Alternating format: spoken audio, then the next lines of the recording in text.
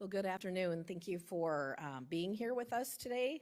As you heard, the work done by MMB and the good work that they do gave us a true picture of where Minnesota truly is right now when it comes to our budget. I'd like to remind the room that just in 2 years ago, we had an $18 billion surplus and then hit family budgets even harder with raising taxes and fees by another $10 billion to fund the spending spree that we saw happen here in the state of Minnesota under one-party Democrat control in just 2 short years. In the November forecast, we knew that we were looking at a $5.1 billion deficit. And as you can see today, that has gotten even worse. We are now looking at a $6 billion deficit. Democrats in the state, as you have heard, want to go ahead and blame anyone else for the damage that has happened to our state budget. But this was an irresponsible spending spree. And now we have to figure that out. But before Democrats actually spent it all and raised taxes and fees, we actually had the money in the bank to handle any potential shortages in any area, any uptick in costs, but that was all spent. We had been warning over 2 years that this was not going to be sustainable, that we couldn't have excess spending and raising of taxes and fees in this way, or we would be headed for a deficit. Under one-party Democrat control, our voices and our votes were not needed, and that is why we are here right now today. While our revenue grows in the state of Minnesota, our spending has gone even faster. But looking forward, knowing that we have a deadline of May 19th to pass a state budget, that will be a bipartisan budget. And we know that. My expectation is that Democrats are going to meet with us. They're going to meet together, and we will come to the table with both tax-saving cuts and absolutely no tax increases. We've got to come together to fix the mess that we find ourselves in today. You might ask, well, what things are you going to cut? Our chairs of every committee had reached out to the agencies in December, asking for ways to find cost savings within their agencies, to review those areas so that we could start that work early in December, knowing that we were going to have to find some savings. We're still trying to wait, or we are still actually waiting for that information. Some have given it to us. Some we look forward to those continued conversations. But Republicans are ready to work on a responsible and balanced budget that's going to fund our priorities. It will protect vulnerable Minnesotans, yet we are going to address the fiscal disaster that Democrats in the state of Minnesota have created. We can't take time blaming a new administration for problems that were caused over the last 2 years under one-party Democrat control. We have to work together. I have requested standing meetings with our governor 2 months ago. I'm still waiting for those to happen. But I look forward to working with my Democrat colleagues both in the House, in the Senate, and then with our governor as we go forward. With that, I would like you to hear from Majority Leader Niska. Thank you, Speaker Demuth. And it's been interesting to hear the way the Democrats have tried to distract and deflect from their failed record, and they want to talk about everything else other than what's happening in our Minnesota budget, in our Minnesota policy, in our Minnesota, as a result of Minnesota policies. But the reality is, and what we see in the budget forecast, is that our fiscal house is out of order at the state level, and it's out of order because our state economy is fundamentally out of balance. It's very clear when you look at the long-term budget forecast that our government is too big and it's growing bigger, and our private economy is being stifled by the massive increases in government spending, government taxes, and government regulation. If you just look at slide 18, it shows, contrary to the Democrats' claims of responsible budgeting, that in fact the structural imbalance, not looking at the carry forwards, not looking at where we are at our current cash position, the structural imbalance The money going out compared to the money coming in is bad, it's out of balance, and it's getting worse. It's actually doubling every budget cycle shown on that. It's $3 billion and then $6 billion. If you use inflation, it's $2 billion and then $4 billion if you're not counting inflation. Our budget problem is not because of including inflation in our budget projections. It's not because of anything happening outside of the state of Minnesota. It's happening because our budget, our government policies and our fiscal policies are putting a fundamental imbalance between the size of government and the size of the rest of the economy. And that's what Republicans are focused on, making sure that we do responsible budgeting, that we find savings where we can, but that we find ways to unleash the private economy so that we can pay for all of the government services that all of us expect to happen. So I'll now turn it over to our Senate Leader, Mark Johnson. Well, thank you, Leader Niska and Speaker Damath. Appreciate it, and thank you so much for being here this afternoon. I'm Senate Republican Leader Mark Johnson, and I just am proud to have the opportunity to really set the record straight. Look, we've received 2 forecasts this week. The first one left a little bit of mess out on our roads, but the second one is going to leave a mess of our economy going forward. And so Democrats have clearly broken Minnesota's budget. The deficit that they are leaving behind is going to be a mess that we are going to have to be cleaning up this session, and we're going to be working hard for that. Their ridiculous spending of over $18 billion of our surplus over the last 2 years, the $10 billion of taxes that they've raised on our businesses and our families and our communities are really hampering the growth of this economy. Minnesotans sent a clear message, didn't they? Democrats' out of control spending has to stop. We got to put Minnesota budget first. Minnesota Democrats are constantly blaming D.C., but there is no one to blame but themselves. They squandered the surplus, they raised taxes, they wasted $500 million in fraud. The reality is, Walz's administration has grown spending to unsustainable levels. Minnesotans haven't experienced similar growth in their personal budgets and cannot afford to be treated as bottomless piggy banks right now. Simply put, Democrats have put us in an unsustainable spending path, and that will hurt every Minnesotan. We need to put the budget first of Minnesotans, protecting their income, funding their priorities, and stopping the fraud and reducing government growth. With that, we're open for questions.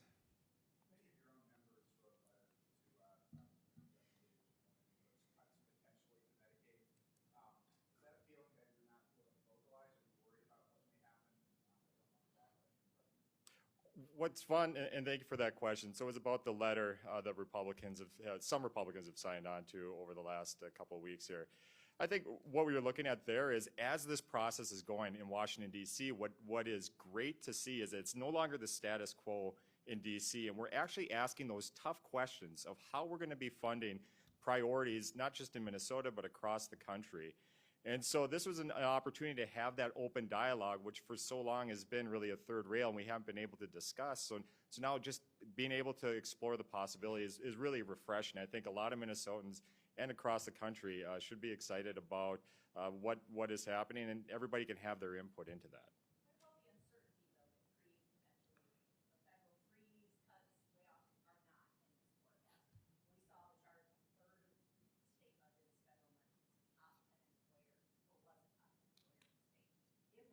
Sure. Yeah, and Mary, I think one of the interesting things too is you hear the Democrats continually talk about the 42 changes in tariffs that have gone back and forth and the uncertainty there.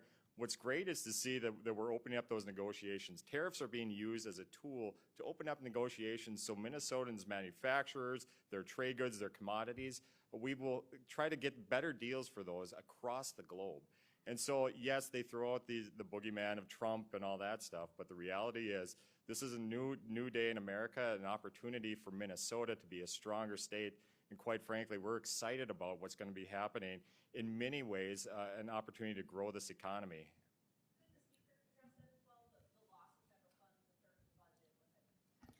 I think the important thing that we recognize right now is where we find ourselves regardless of what we saw today, $6 billion deficit. This is time to rein in spending in the state of Minnesota As far as the things that are actually being talked about potentially through the media and coming out of Washington, D.C., we don't know if that is going to happen or to what extent. We can look at that and have that information, but we have to focus on what we are doing here in the state of Minnesota. Absolutely. We have 6,000 new FTEs that were created in the state of Minnesota just over the last 2 years. We have $1 billion that has gone to nonprofits. Now, nonprofits in the state of Minnesota do a great job, some of them, but yet we know that there's a number of unaccountable nonprofits. We have over $600 million in known fraud in the state of Minnesota that until Republicans started, and we have the one-seat advantage right now, and we have a fraud prevention committee, that fraud has gone unanswered for. We have millions of dollars going out in empty trains.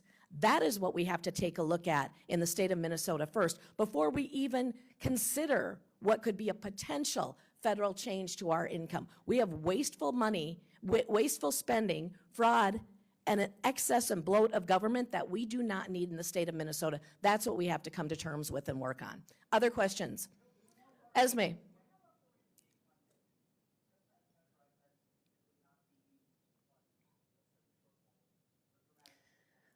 Before we would even look at a rainy day spending, we have to get our actual spending, or using that reserve, we have to get our actual spending under control. That has not taken place over the last 2 years, and we know that.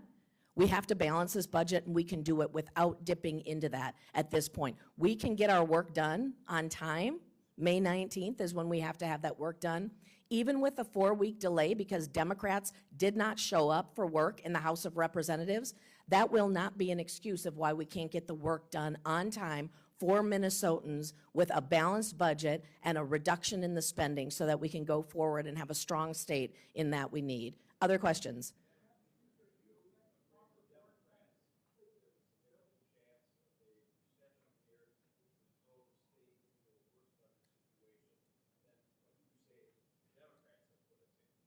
We know right now the position that the Democrats in the state of Minnesota have pushed us in is unsustainable. That's what we're going to focus on first. Regardless of what happens at a federal or a national level, we will continue to consider those things. But right now, we have to rein in the spending that we saw with out of control Democrats spending taxpayer money.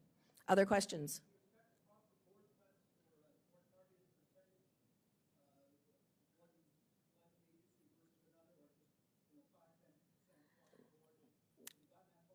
I'm going to let our Ways and Means Chair, Chair Torkelson, address how we might look at potential cuts. Well, thank you for that question. Paul Torkelson, Chair of the Ways and Means Committee in the House. We have been examining the state budget carefully in every budget area. We have no intention of doing straight across the board cuts.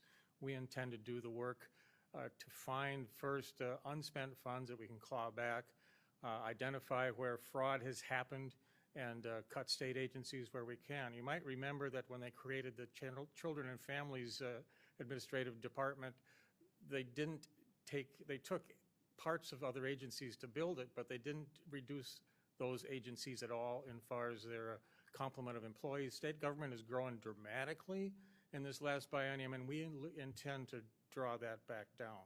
It's time to make Minnesota government the right size.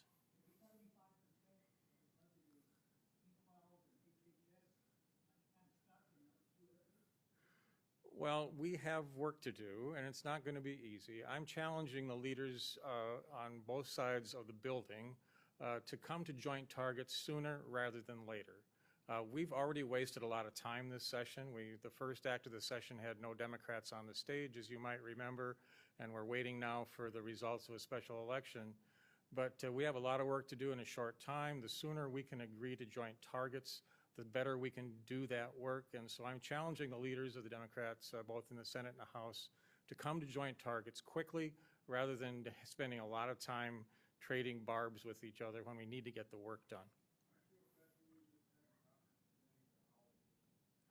Well, if we end up tied, and we don't know that for a fact yet, yes, I think committees are going to act differently than they ever have before. We've never worked with tied co-chairs and with tied number of members on committees. And yes, I do agree with you that it'll be more like a conference committee work, but we don't know that because we haven't done it yet. And the challenge lies ahead of us. All the more reason to get to these joint targets quickly.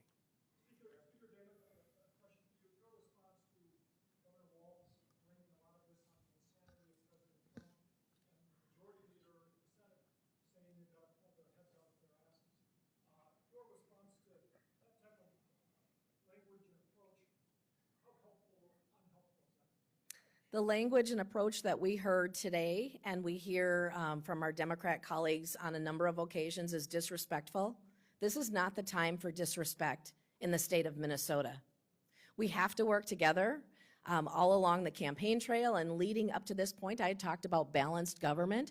We don't have to agree on everything, but we do have the opportunity to work together in a respectful way, and that is what I expect both from the Republicans that I work with and from the Democrats. That's where we need to start the work ahead. If I could just add on to that too. And we saw last week the Senate Republicans, really we had a press conference on that after the governor called Republican leaders and Republicans across the country Nazis and fascists. Now we see them up here using crass language. Really, I think their narrative is, hey, let's distract you. It's almost like Chicken Little right now, running around saying the sky is falling. But when it comes to state issues, they become ostriches and put their head in the sand. And so when the majority leaders up here are saying that Republicans need to look around and see what's going on, reality is they're just trying to distract Minnesotans from the real problems, and we want to try to get that done, but they're wrecking relationships over and over again. It's hard to get together when they're calling you names like that.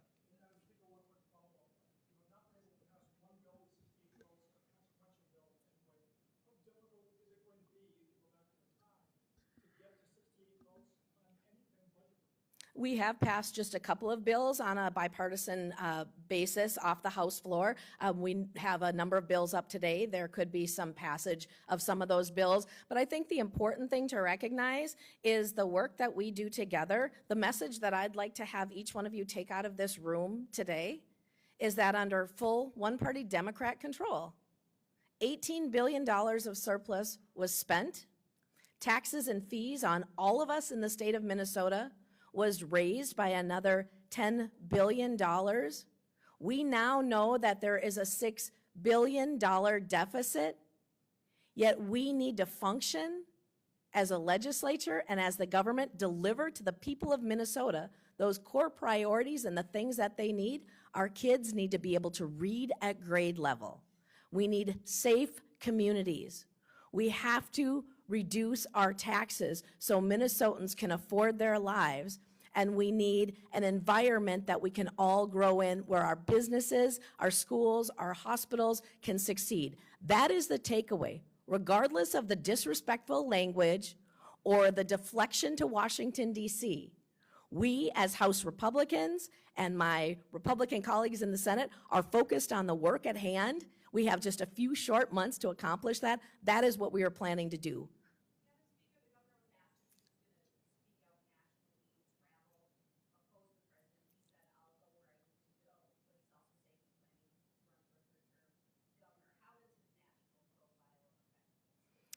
I believe that what you saw over the last time that the governor ran for national office really shined a light on his actual record and the things that were happening here in Minnesota. I talked to a number of Minnesotans across the state that had no idea the amount of money that was spent over the last 2 years. They had no idea about some of the social issues. It really did shine a light on Minnesota and let people know we have a lot of work to do. I would hope that our governor would prioritize his work here in Minnesota as governor of our state, work with legislative leaders, actually respond if I've asked for some type of a standing meeting to build that relationship as we work toward that balanced budget. I would hope that his first priority would be the state of Minnesota right now, and that is my expectation. Any other questions?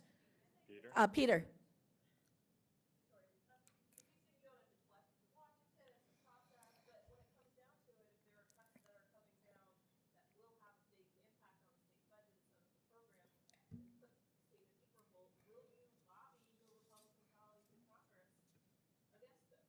What we will do is, if those do become a reality, we will have clear communication with our congressional delegation.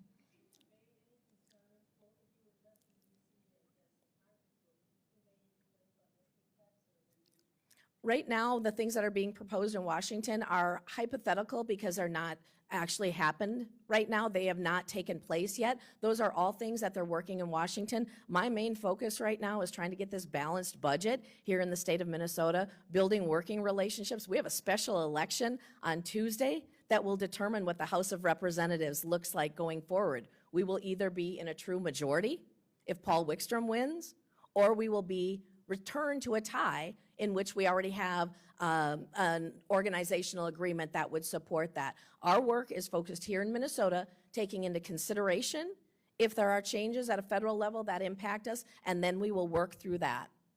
And if I could jump onto that. So Rochelle, your question was simply, you know, what's happening up in DC, how that's going to impact our budgeting then in just, right?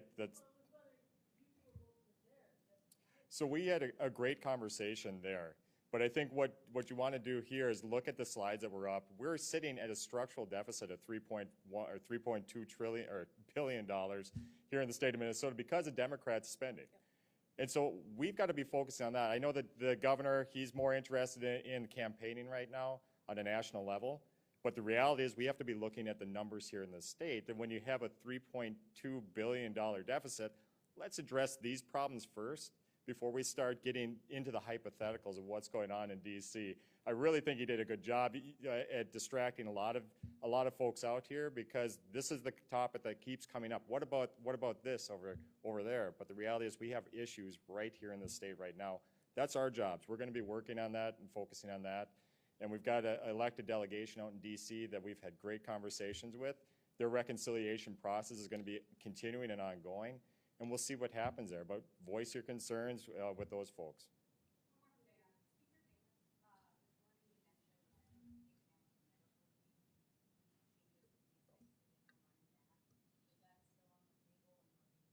We definitely have to look at the way that paid family medical leave is structured right now. What we have heard from businesses, from school districts, from hospitals, that this is not going to be sustainable. We have a program that hasn't even started, and it's already had to have additional money infused. The tax has been raised on every employer, which then can be passed on to the employees. And there's no minimum. If you have one employee, you're on the hook for this program that is going to create workforce shortages.